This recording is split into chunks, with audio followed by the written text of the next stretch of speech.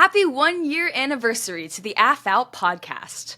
1 year ago, I took a chance, and I posted my first episode on The Donner Party, a classic, right? And 1 year and 27 episodes later, here we are. It's been really fun to build this podcast and watch it grow, and I look forward to so much more cannibalism, exploration, adventures gone wrong, and gore in the future. Thank you so much for being a part of this journey, and cheers to another year.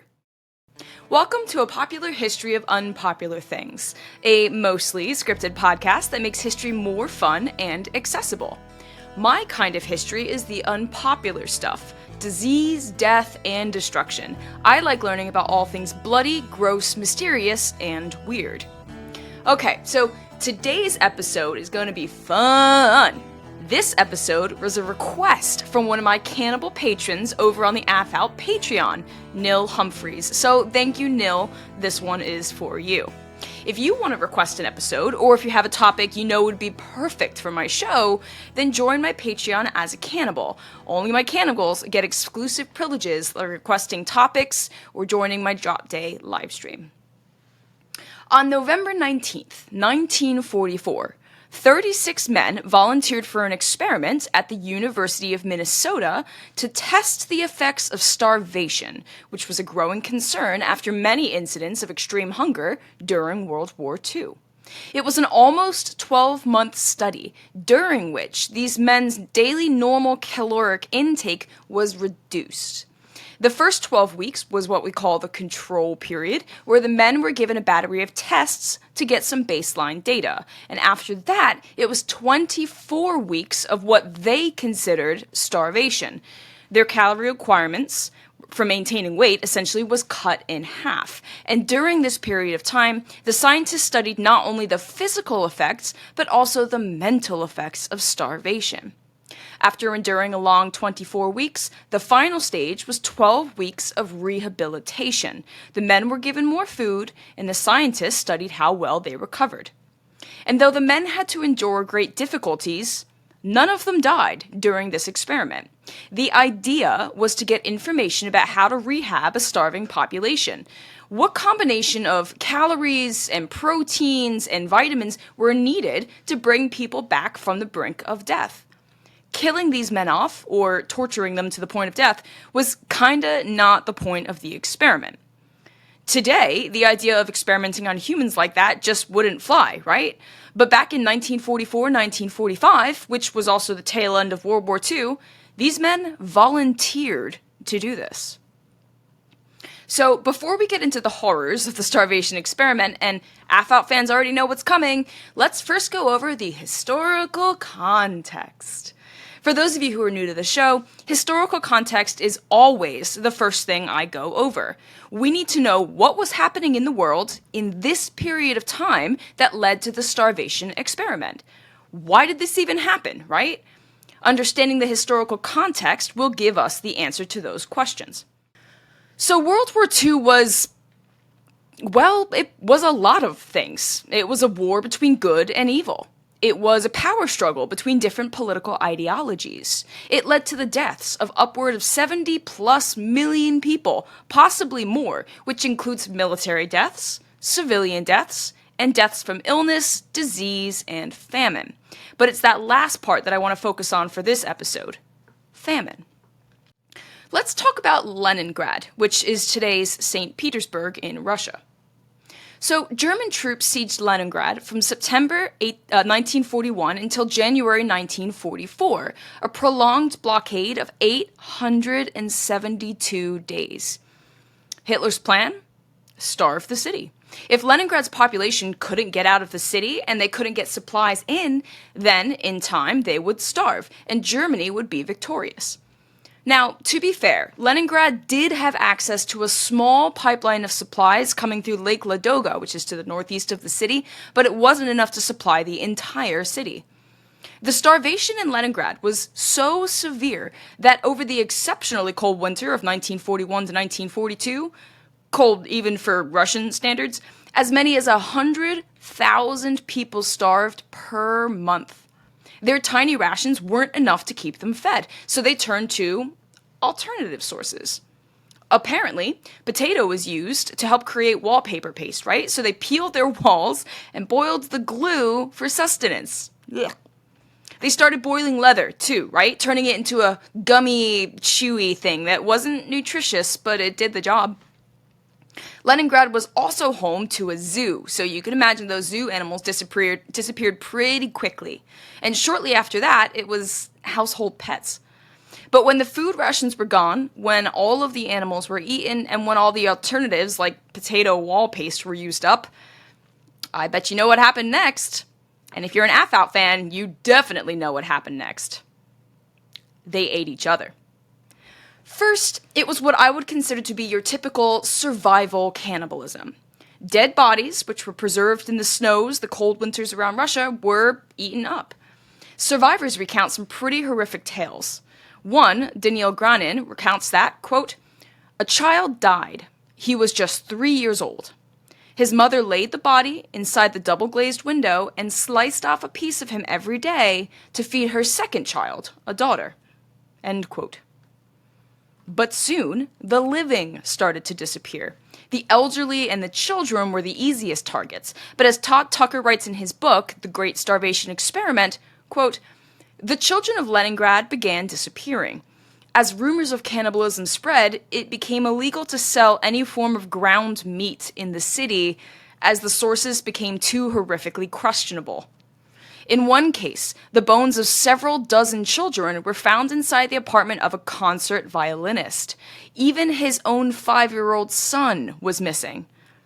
By the beginning of 1944, as even corpses and children became scarce, there were reports of people cutting off their own body parts and eating them in an attempt to stave off hunger." End quote. You get the point, right? Starvation, especially prolonged starvation, like what we saw with the German blockade of Leningrad, can turn what was probably a normal, rational, sane population into one that turns to cannibalism for survival. Sources suggest that there were around 2,000 prosecuted cases of cannibalism in Leningrad. They didn't just let it happen, they tried to prosecute to prevent it from continuing. But it wasn't just Leningrad. Starvation, I'm not talking cannibalism, I'm talking starvation in general, was a tool that the Nazis used against their imprisoned victims in the concentration camps. And over in China, the civil war between the nationalists and the communists also saw widespread hunger and starvation, something that would continue throughout Mao's Great Leap Forward, which was a disastrous attempt at industrializing China. It led to a great famine, and it claimed the lives of anywhere between 15 and 55 million people. And we can even look at events in Europe before World War II to see mass starvation events.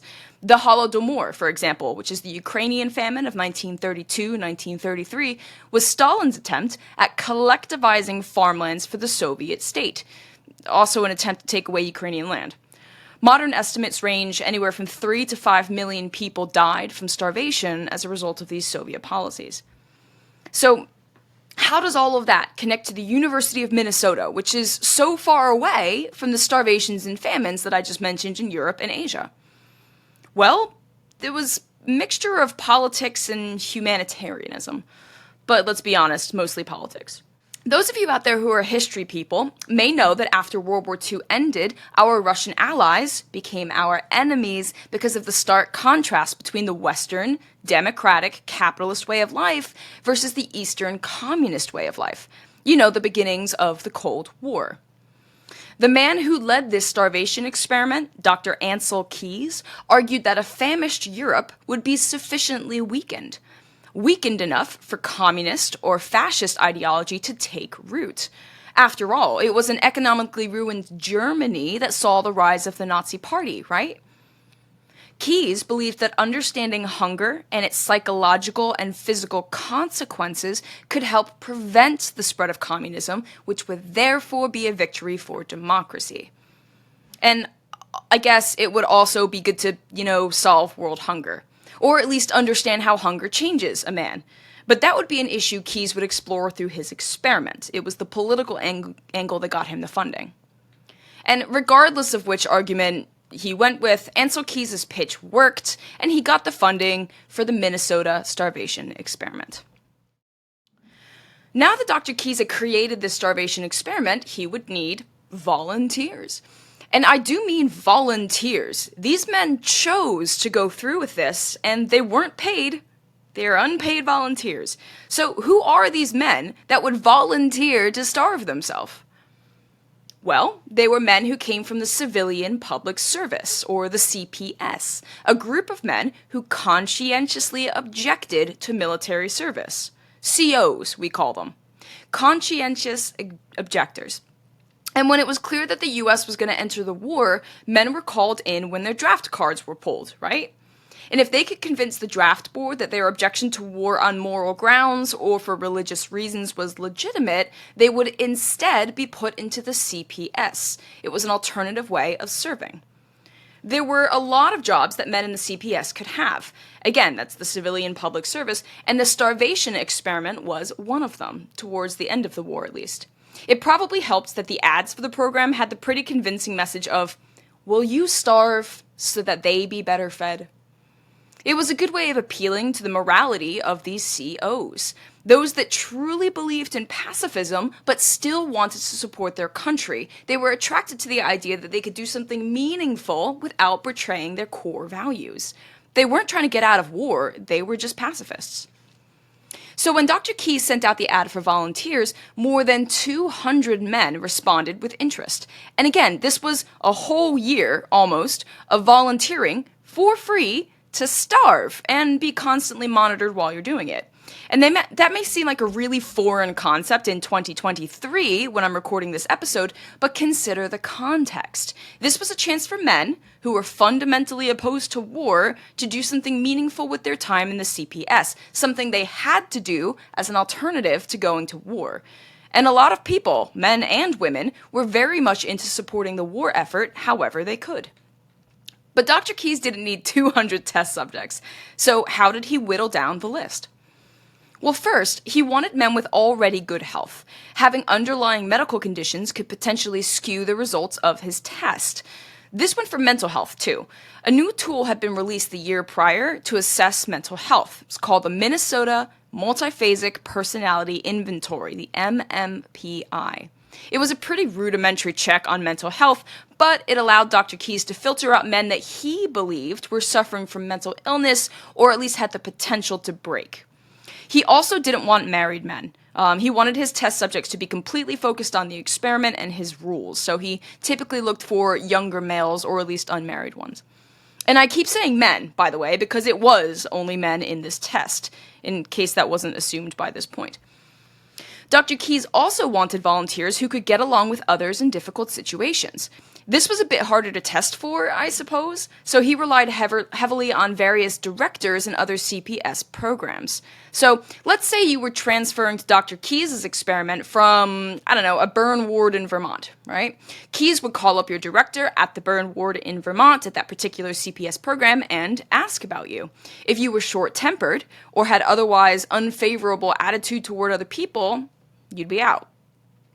And lastly, Keyes wanted men who wanted to be there, ones who felt compelled to help and had a genuine interest in service. So after weeding through the 200 applicants, using his criteria, Keyes selected 40 men for a final screening, and of that 40, 36 were invited to officially join the experiment. On average, these men were 25 and a half years old. Youngest was 20, oldest was 33. The average weight was 152.7. The lightest was 136.4, heaviest 183.9. The overall height for these men was 5 feet 6 inches tall, though some of them were over 6 foot. And they were also educated men. All of them had at least 1 year of college under their belt, and 18 of them had college degrees. So each of the 36 men were told of the potential dangers of the experiment, though I can imagine the risks were severely downplayed. They were also all screened for tuberculosis ahead of time, since tuberculosis was commonly linked with famine and starvation, and it wouldn't be good if any of the men already had signs of it before starving themselves half to death, right? I mean, we're not trying to kill these guys. So they screened them for TB, but none of them had it. Oh, and if any of you are wondering at that point, if all of this was normal, right? If it's normal to experiment on humans like this, kinda? Now, this would change after the horrors of Nazi Dr. Joseph Mengele came to light, right? But American doctors did lead trials and experiments on humans. For example, Dr. Walter Reed traveled to Cuba, I think this was in the 1930s, to test whether or not mosquitoes transmitted yellow fever. Some men were exposed to mosquitoes, and others were told to sleep on the bedding of the infected men to see if it was bacterial or viral and could spread through infected clothes, right? The answer was mosquitoes, by the way. Yellow fever is transmitted through mosquitoes. Dr. Mengele, though, did some really disturbing stuff. He favored identical twins, so he could infect or operate on one twin and leave the other as a control, which means do nothing to them to see what the changes are, right? And after the one he experimented on died, he would usually kill the other to see how their internal organs compared. This guy was the absolute worst, if you haven't already heard of him. And while I'm on the subject, even after the Nuremberg trials, which exposed the horrors that the Nazi doctors perpetrated on their victims, among other things, the US still continued to human experimentation. But that's a story for another day. And although Dr. Keyes' experiment took place after World War II and after Mengele's horrible research, like I said, the horrors, the extent of the horrors at least, weren't fully known yet, so it wasn't completely outlandish at the time for human trials and experimentation. As the test subjects arrived at the University of Minnesota, they found their new living quarters at the football stadium, and that's American football for my non-US listeners. The season had ended by that point, so the entire place was virtually empty, and each volunteer got his own cot. There were also more than enough rooms to study the men individually and privately, so Dr. Keyes felt pretty fortunate about the location. And here's what he has said as he addressed the group of volunteers. Quote, "Good morning. We are here because of the problem of relief feeding in general, and particularly in the war-devastated areas today. Accurate scientific data on the effects of starvation is almost completely lacking, and until it can be supplied, no really efficient program of relief can be planned or operated. At what levels of feeding calories, proteins, and vitamins is rehabilitation most rapid and most efficient? How long can we expect famine victims to be reduced in work capacity? What are the particular areas of human function most affected?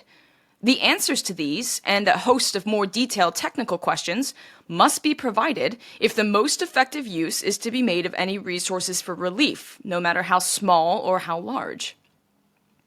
Direct observations of famine victims in the field do not supply the answers because the necessary information on their pre-famine status is lacking, and because field conditions are unsuitable for the collection of sufficiently exact information. It is fortunate that it was possible to establish this controlled project, if not to yield all of the answers, at least to greatly reduce the area of our ignorance on the questions of vital human interest. Human misery and want are qualities of life which properly bring an emotional response, but starvation is quantitative and must be met with quantitative answers. The service committees, the medical foundations, the University of Minnesota, and not least you, the volunteer subjects, have joined in a common effort to supply basic knowledge on how to achieve the highest food relief with fixed and obviously inadequate food resources. If our results allow an increase in efficiency of relief feeding by as little as 5%, we shall be able to reduce the sum of starvation suffering by an amount incalculably greater than would be possible with the same effort and expenditure on direct relief. And this gain is not limited to this year. It would extend to all time and all future food crises." End quote. Wow. I mean, these guys already volunteered to be here as a way to help their country and prevent starvation, so they didn't need convincing. But I can imagine that they ate up everything Dr. Keyes said and probably felt really patriotic, with potentially saving lives through their suffering. Keyes was appealing to their altruism, and it worked really, really well. The men were then measured. Weights, heights, heart size, blood volume, hearing, vision, sperm count, fat percentage, you name it. Keyes was interested in how fat would deplete itself as the body was induced to starvation levels. The average among all 36 men, by the way, was 14% body fat, so not really that much to begin with. Basically, if it could be measured, Keyes measured it, right? So for the next 12 weeks, the men were in the first phase of the experiment, the control period. The goal was to figure out how much each man needed to eat to maintain his weight and all the other measured things, essentially how much food to break even. Their meals were measured and controlled, and since they were also sleeping at the facility in barracks, they were closely monitored. Men who snuck food or otherwise messed up the experiment would be removed. It was a scientific experiment about hunger, after all. Dr. Keyes wanted to make sure all variables were planned or controlled as much as they could be, because the results would be skewed if participants were sneaking food, right? So the meals during these first few weeks were, well, more than I eat now, actually. Each man ate an average of 3,200 calories a day over 3 meals, which is more than they probably ate normally. At least that's what a lot of them said. To help pass the time, the men were also given jobs to do. This could be laundry or general maintenance work. Some would do clerical work with the lab if they had any scientific experience. Nothing too strenuous to skew the data, but something to keep their minds occupied. They were also given an education, despite the fact they were all relatively educated anyway. They took classes in language and sociology and political science. But something that was a constant through the whole 12-month period, including the 6-month starvation phase, was a 22-mile-a-week walking requirement. That's a little more than 3 miles a day. And after a while, the men were scheduled to take a test in the lab called the Harvard Fitness Test. Essentially, they would have to run on a treadmill until they collapsed. They would do this twice during the control phase so that Keyes could get accurate baseline data, and then they would do it later during the starvation phase to see how their bodies fared. Here's how the scientist described it to one of the subjects, Max Campbellman. You're going to walk for 20 minutes at first, at 3.5 miles per hour, at a 10% grade, and after that, we're going to reduce the grade slightly to 8.6% and double the speed to 7 miles per hour for 5 minutes or until you can't run anymore. Dr. Keyes jumped in adding that the test was designed to push the men to their limits, something Keyes was interested in learning as he argued it would be the same thing with the starvation experiment. He wanted to know how far these men could push themselves so when they were asked to work when they were starving, he would trust that the men were giving it their all. You know, for science or whatever. Oh, and for those of you wondering, when it got to the 7 mile per hour running speed, Max Campbellman pushed himself until he developed a cramp in his side, lost his footing, smashed his chin on the handrails, and bit his tongue when he hit the bottom of the treadmill. And he only lasted 3 minutes and 20 seconds.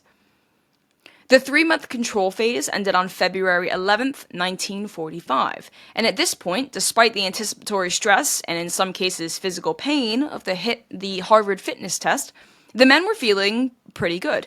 The biggest complaint, shared by almost half of the men, was that they felt tired. But they were ready as they could be for the next stage, the difficult and dangerous stage, starvation. February 12th, 1945. Things changed abruptly for the men. Instead of 3 ample meals a day, they were given 2 meals a day that averaged 1,570 calories, which is still more than I eat in a day, actually. But we also have to factor in work. These men weren't just sitting around writing scripts and editing all day. Breakfast was at 8:30, dinner was at 5. No meals or snacks in between. They found the hardest part was fasting from dinner to breakfast the next morning. The other stuff was constant, too. They still had their assigned jobs, they still attended classes, and they needed to walk the 22 miles per week. Now, because this experiment came about after all of the European famines and whatnot, the meals were supposed to mirror what was commonly available. The men were given things like potatoes, turnips, cabbage, whole wheat bread, not a lot of meat or dairy. There was water, black coffee, gum, and cigarettes available for whenever, really, and at any quantity, so you can just chain drink coffee all day. After a month on the starvation phase, subject Lester Flick wrote the following in his journal. All the men were also told to keep a journal. Wow, my clothes look sloppy. My belt buckle is in the last notch. A decrease of 3 notches since starvation began. So, he was losing weight, as Dr. Keyes anticipated, but at least his spirits were still up. But that was just after a month. There were still 5 more months to go. As the starvation phase continued, the men started to experience troubling thoughts. Let's go with that. 1. Franklin Watkins had a nightmare where he walked through the lab and saw a frail old man, still alive but crumpled up against a wall. Watkins, and again this was in his dream, picked up the man's skinny arm and started eating his flesh. So, dreams about cannibalism. I'm going to venture a guess here to say that most people don't have dreams about eating other people, even me, and I'm a weirdo. So this gives us an idea of how hungry these men must have become over the course of the experiment, and how desperate they felt about their access to food. Watkins, Mr. Cannibal Dream, was one of the men who started cheating after a while. In town, he would buy and eat ice cream sundaes, he stole rutabagas from the kitchen and ate them in secret. His weight, therefore, did not drop as anticipated. And when Dr. Keyes confronted him about cheating on his diet, Watkins confessed and told Keyes about his cannibalism dreams. For his part, Keyes wasn't too surprised to hear about the dreams, as he knew there was a link between famine and cannibalism. I mean, that's pretty well measured at this point. Watkins promised to stop, but he didn't. He'd shoplift whenever he could. He openly questioned the experiment in front of the others. He even tried to organize a strike with the others who were having a hard time like he was. But the other COs, the conscientious objectors, the guys in the experiment, kind of just started avoiding him, as they still felt like this was their noble way of serving the war. So Watkins became more isolated and depressed. Dr. Keyes restricted Watkins from leading the stadium lab, as it was clear that he would continue cheating on his diet otherwise. So Watkins, in response, threatened to kill himself. And then he threatened to kill Dr. Keyes. Keyes wasn't scared, just annoyed, actually, because Watkins was now a lost cause, clearly, and all of that data, all of that hard work, was now useless. So Keyes had him transferred to the psych ward, and after a few days of eating normal meals, the psychosis was gone, Watkins was fine, and he left the program. This, by the way, all started within a few weeks of starting the starvation phase. This wasn't month 6, this was month 1. Halfway through, so around like three months, is when Watkins completely broke. And after he was dismissed from the program, Keyes called in the remaining 35 men and told them that they were no longer allowed to go out without a buddy. This included going to town, going to classes. If they were outside the stadium labs, they must be with an accountability buddy. And if that's a new word for you, it's a fun portmanteau of accountability and buddy. The more common problems in the first half of the experiment were not cannibalism dreams. It was physical weakness and fatigue. Some of the men found they lacked the strength to do things that were simple before, like even pushing a revolving door at the entrance to a shop. They just couldn't do it. Keyes, with his meticulous measurements, noted a 21% average reduction in strength. And at around the halfway point, so, about 3 months in, Keyes decided to do the Harvard fitness test again. So, in the control phase, most men displayed the same basic characteristics before collapsing, right? They would start pounding the treadmill more, they would start to sway, they would lose their footing on the ground. But now, the men were essentially just not able to keep up at all. They would just lean forward until they face-planted. One subject, Sam Legg, performed pretty well during the control phase, but halfway through the starvation phase, he went from a solid 142 pounds down to 116 pounds. This fit Keyes' proposed weight loss curve, but still. On his first Harvard fitness test, on the starvation phase, so at this 3-month mark, Sam only lasted a minute and a half running before he collapsed. Keyes noted a 55% decrease in fitness levels. Over 3 months. Also, at this 3-month mark, Keyes noticed the men started losing interest in things. First was dating. In fact, interest in women was the first thing to go. And after that, the men were losing interest in the war abroad, something that they had been tracking pretty seriously. I mean, it's the reason they're here, right? This was also the time, by the way, that the war in Europe had officially ended, but not the war with Japan. So there was certainly a lot of news going around. But with their intense starvation, the only thing the men thought about was food. Sam Legg, the one who I was just talking about with the Harvard fitness test, he started to collect cookbooks. He would read the recipes over and over again and stare at the pictures. In line for breakfasts and dinners, he would guard his place jealously. And once, when a serving woman dropped a serving spoon and she went to go get another, small thing, Simple mistake, take 10 seconds to get a new spoon. No big deal. Sam lost it. He started slamming his tray down on the counter and cursing. It was clear that prolonged starvation wasn't just causing physical deterioration, but mental and psychological deterioration too. So Keyes noted that ambition, self-discipline, mental alertness, concentration, and comprehension had all dropped. Their morale was dropping too.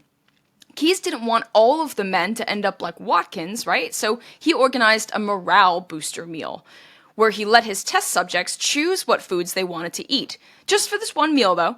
He still measured out the calories. It was a little bit more than they were getting before, but he still measured them out. And the men were given a little bit of agency over the things they were missing the most. And for those of you interested, here are the things that they chose, in no particular order. Grapefruit juice, bacon, eggs, bread with butter and honey, milk, fruit punch, chicken, stuffing, potatoes, gravy, corn, carrot salad, strawberries, biscuits, and we're talking American-style biscuits that you might smother in sausage gravy, okay, not cookies that you eat with tea, celery, peanut butter, minced ham, jelly roll, oranges, and strawberry shortcake. I can see the roast chicken dinner with fixins, right? But grapefruit juice and celery? Whatever. That meal ended up being 2,366 calories on average for each man, compared to the 1,570 they were getting before. The men enjoyed their meal. They laughed, they joked, they reminisced, they remembered the reasons why they put themselves through this in the first place. It was a welcome respite. The next day, though, it was back to business. But soon enough, another man had to be removed from the program. Though he did cheat on his diet once, this wasn't the reason, and it was only a little bit of cheating anyway. The dude started to urinate blood. Keyes had to drop him from the program, because he probably would have died, so now he was down to 34 test subjects. But to his credit, this guy did stay on to help in the kitchen, finding a way to still support the mission. He really wanted to be able to help. He did start eating normally again, though, and all of his mental and physical ailments went away. Magic. The next big challenge the men faced was edema. Many of the men started to experience weight loss plateaus, meaning it wasn't dropping anymore, it was staying the same, and this was because of edemas, which are areas where your body puffs and swells because of water retention. The men were experiencing on their legs and ankles, but also sometimes they would wake up with swelling on the side of their face that they slept on. Keyes was expecting this. He knew that edemas were linked to starvation and famine, but it did start to mess with his data. Though his subjects were still losing fat and tissue, the water retention meant they weren't losing weight. Nearing the end of the starvation period, Keyes and his fellow scientists were struggling with how to keep up with weight loss while countering the edema. One man had been stuck at a plateau for 2 weeks, despite eating increasingly less food. It was a brutal decision, as the scientists had gotten to know these men over the last 9 months. Suddenly, it wasn't just cutting food from Subject 108's diet, right? But it was taking bread and potatoes away from Lester, who really, really loved bread and potatoes. On the final day of the starvation phase, the men were required to once again perform the Harvard fitness test. This time, though, the men were attached to safety straps, as the scientists knew that they would likely collapse and hurt themselves. Sam Legg, who had experienced a 55% drop in fitness, he only lasted 19 seconds this time. A far cry from the minute and a half from 3 months ago, or his time during the control period. I think he was the one who lasted the whole 5 minutes. It was measured to be a 91% total drop in fitness levels. Over 6 months. The average of the whole group was a 72% drop. It's also worth mentioning that Sam Legg had dropped from an original 142 pounds when the experiment began to just 105.6 pounds. On July 29th, the men entered the final 3 months of the experiment, the rehabilitation period. Though they weren't immediately given all 3,200 calories back, it was restricted rehabilitation. In fact, the men were separated into 4 different groups. Some were given an extra 400 calories, some 800 calories, some 1,200, and finally some were given 1,600. The men didn't know what group they were in either. They were just given their allotted portion of food at breakfast and dinner. Interestingly enough, in the early days of the rehab program, or the rehab period, I should say, the men were still losing weight. This was actually because of the edema. The body was healing from having more calories, and in some cases, protein supplements and vitamins, depending on their recovery group, but the edemas went away. So the weight from the fluid retention made them drop in overall pounds, even though they were still technically recovering and healing. But after prolonged starvation, the men were starting to show troubling symptoms. Some experienced hair loss. It grew coarse and thin, and as they brushed it, it fell out in clumps. 19 of the men developed dark patches under the eyes, and their eyes became sunken into the skull. Some of the men's fingernails and lips were turning blue, not unlike cyanosis, which victims of altitude sickness or even cholera can get. Hair follicles were hardening too, giving the skin a weird texture. The scientists called it follicular hyperkeratosis, which is the overproduction of keratin in the hair follicles, which leads to rough bumps on all the hair follicles all over your skin. Sam Legg, unfortunately, had all of these symptoms. And though they were in the rehab period, they were all still struggling from a lack of nutrition. And then Sam had an idea. To quit would be cowardly, right? Especially when they didn't join the war effort, and this is the way that they were serving their country. But what if he were injured? If Sam could injure himself in a way that made it look accidental, maybe he would be cut from the program without the guilt and shame of quitting. Now, Sam and his accountability buddy often went to visit some friends outside of the campus. Remember, you have to go buddy systems, so they would go together.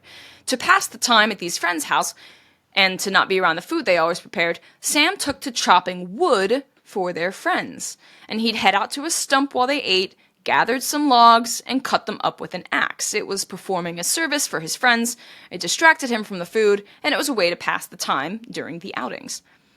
Now, before this, Sam had actually tried to crush his hand. He jacked up his car once and pretended to do maintenance on it. And then he pulled the pin on the jack so the car would drop and the tire would crush his hand. Surely, with this accident, he'd be dropped from the program honorably, right? But at the last minute, Sam flinched and he pulled his hand away, and it only crushed the end of one finger. But now, Sam was again fantasizing about being kicked out. Surely a wood chopping accident would do the trick, right?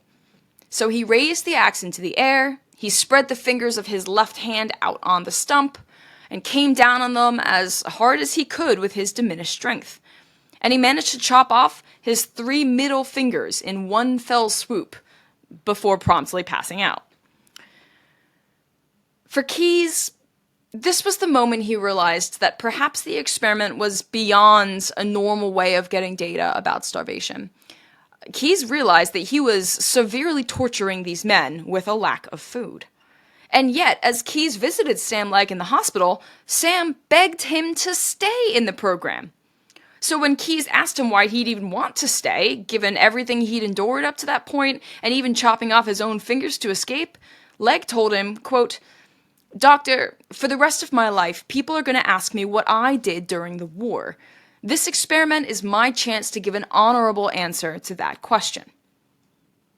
The other subjects understood. To have come so far, to be in the rehabilitation period now, it would be awful to give up and have all of that hard work go to waste. And though Sam had clearly been having a mental break, when it was over, he didn't want to quit or be kicked out. They didn't want to invalidate the results, invalidate all their pain, and invalidate all the starvation they had endured. Sam was released from the hospital after 5 days and came back to the Stadium Lab barracks. Nearing the end of the experiment, Keyes started to look closely at his data. He determined that vitamin and protein supplements made no real difference in recovery from starvation. What did make a difference was the amount of extra calories they were eating. Each group recovered at rates proportional to whichever calorie recovery group they were in. So those only getting 400 extra calories a day, not recovering as quickly as those getting an extra 1,600 calories a day, which makes perfect sense to me, but now at least there's tangible data to back it up. After 6 weeks, the results gave some more insight into recovery.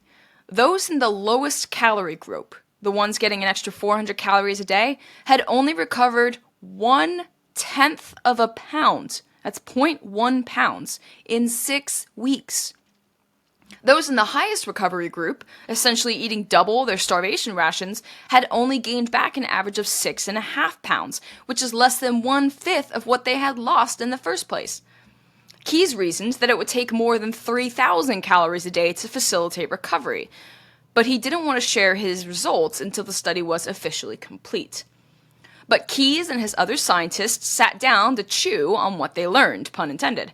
400, 800, 1,200, and 1,600 calories a day just wasn't helping with recovery.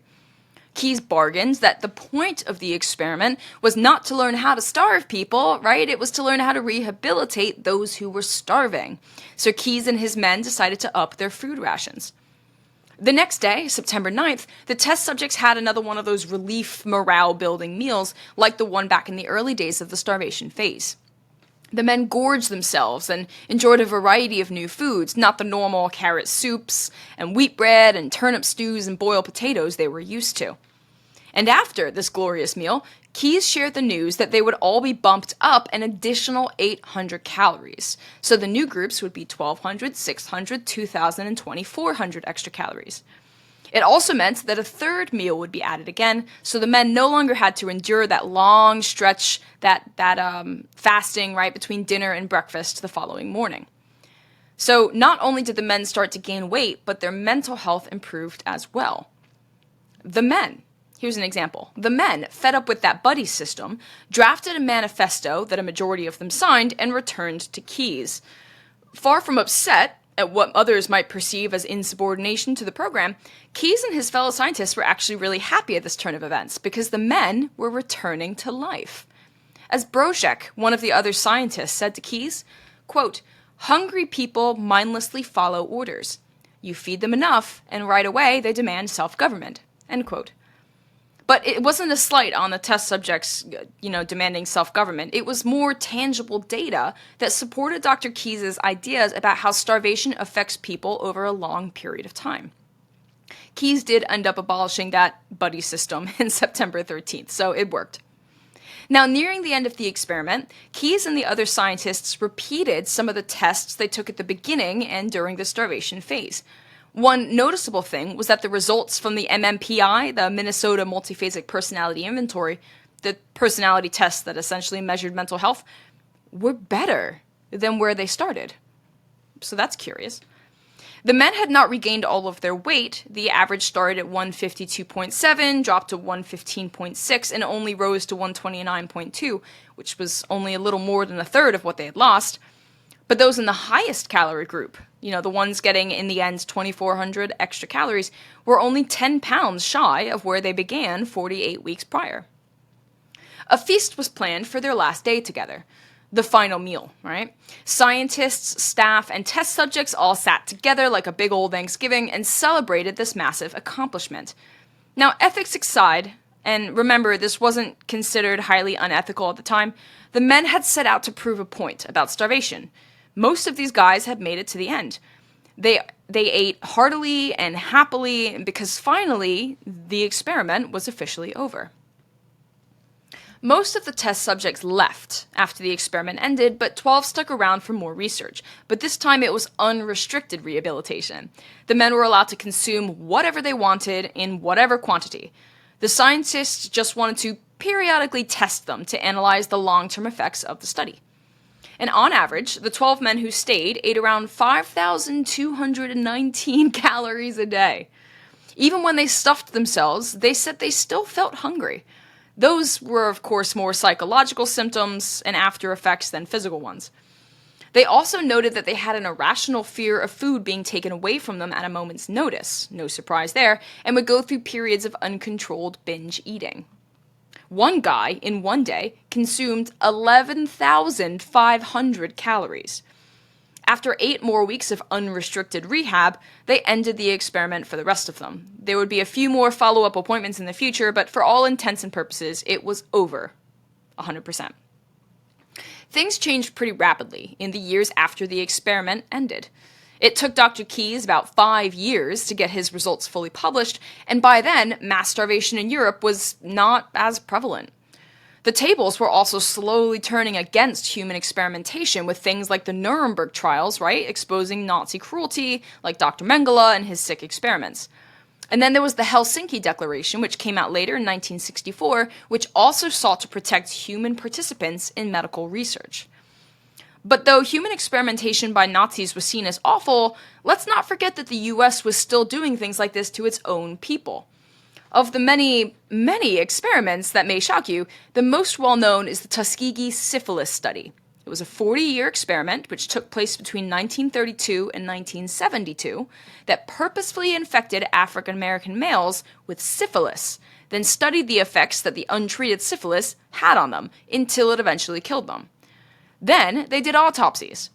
Oh, and these men weren't told what was going to happen to them, by the way. They were not told they were going to be affected with syphilis. They were instead given lies about what the treatments were for. 128 men died, 40 of their wives were infected, and 19 children were born with congenital syphilis. Keyes' report, though it came out later than he planned, did help, though, with studying anorexia. And as Keyes notes in his results, quote, "Trying to make meaningful psychological changes with an anorexic patient in this starved state is analogous to trying to address underlying issues with an alcoholic patient who is intoxicated." End quote.